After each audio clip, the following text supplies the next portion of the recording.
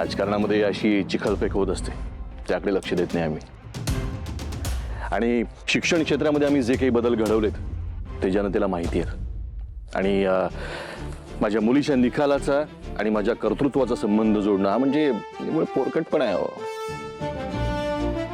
साहेब, पण प्रश्न अजूनही कायम आहे की तुम्ही खुर्ची सोडाल. तुम्ही मराठीत प्रश्न विचारताय म्हणजे मराठी कळत असेलच. मी याआधी उत्तर दिलं होतं, पुन्हा एकदा सांगतो. कसं आहे, जर का तिने अभ्यास केला असेल ना तर ती पास होईल, नाही तर नापास होईल. आणि राहिला मुद्दा माझ्या खुर्चीचा, त्यावर तुम्ही बसू शकता. हे बघा, जनतेची सेवा करण्यासाठी ना मला कुठल्याही खुर्चीची गरज नाही आहे. म्हणजे साहेब, तुम्ही तुमच्या मुलीची जबाबदारी घेऊ शकत नाही?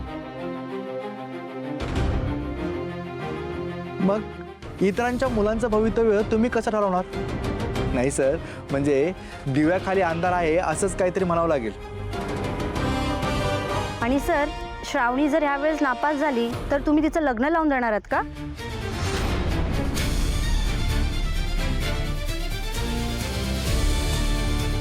कसं आहे ना, या सगळ्या जरतरच्या गोष्टी असतात. एखाद्याच्या निकाला आधीच त्याचं आपण भविष्य ठरवणं म्हणजे चुकीचं आहे, नाही का?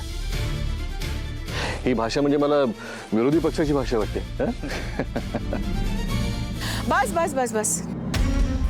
आमच्या श्रावणीच्या निकालाची काळजी आमच्यापेक्षा तुम्हाला जास्त आहे असं दिसतंय.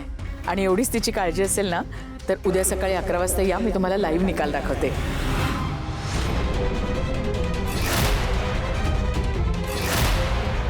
आणि एक गोष्ट मात्र मी तुम्हाला ठणकावून सांगते, आमची श्रावणी नक्की पास होणार आणि तुमची बोलती बंद होणार.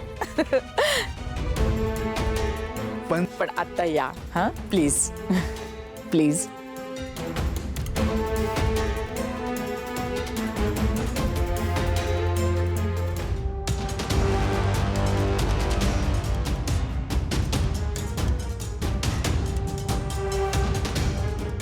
नंदा, काय केलंस तू? का मी काय केलं? काय केलं म्हणजे पत्रकार परिषदेत मध्येच येऊन स्टेटमेंट दिलंस. परत दिलंस तर दिलंस, त्यात सांगितलंस की उद्या सकाळी लाईव्ह निकाल बघायला या. मी काय करायला हवं तू विश्वंभर? श्रावणीने आपल्याला तोंड दाखवायला जागा ठेवली आहे का? आणि हे सगळं जे काही केलं ना, हे तुझ्या चांगल्यासाठी केलं मी. अरे, मी मुद्दाम त्यांना घालवून देण्यासाठी हे बोलले, नाही तर तुला नाही नाही ते प्रश्न विचारून भंडावून सोडलं असतं त्यांनी.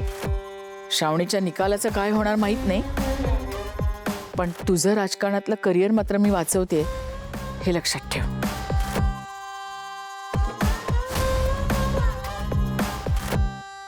मी चूक केली असं तुला वाटते का विश्वंभर? काय चूक आणि काय बरोबर, आता बोलून गेलेस तर ठीक आहे. करा उद्या सकाळचं नियोजन करा परत. हो या.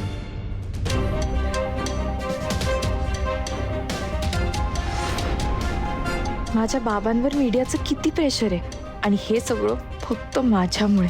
उद्या जर मी खरंच फेल झाले तर बाबांची आबरू जाईल. नाही नाही नाही, देवा प्लीज प्लीज मला पास कर.